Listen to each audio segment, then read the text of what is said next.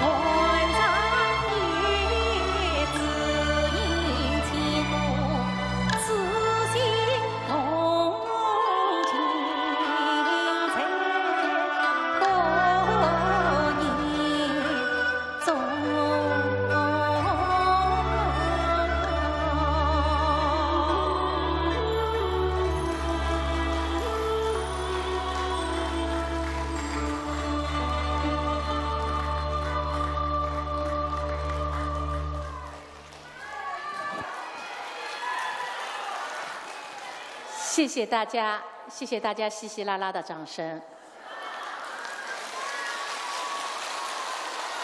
开个玩笑，真的非常的高兴能够来到我们教育系统的戏曲协会成立1周年的现场。作为文艺的一员，按说我们文教是一条线，应该是我们是亲戚。所以呢，今天我站在舞台上面也是理所的当然来参加这个活动。本来我们后面还有一个压轴大戏，就是我跟吴凤花的双列戟夸夫，因为阿花她身体有恙，她不能前来，但是呢，她还是派出了自己的弟子萌萌来参加今天的晚会。所以呢，我们也用热烈的掌声。哎，萌萌刚刚已经演过打金枝了，一个非常帅的驸马爷，但他摇身一变，就变成了一个非常帅气的美女。有请萌萌。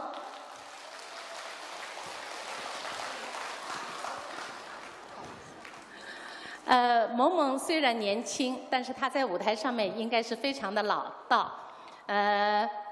我跟阿花已经演惯了那个夫妻，今天冷不丁的来一个小丈夫，确实还有点不大习惯。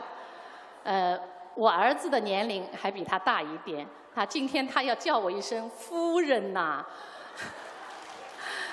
但是我们觉得在舞台上面，不管年龄大小，只要符合角色，就是一个好演员。萌萌，你说对吗？谢谢方老师。那我们今天为大家演唱一段《双列记·夸夫》。夸夫好像夸儿子哈。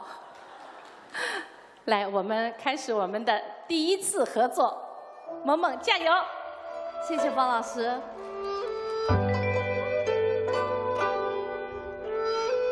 儿花似水，从空中追回，已是孩儿年。是的，已是20年了。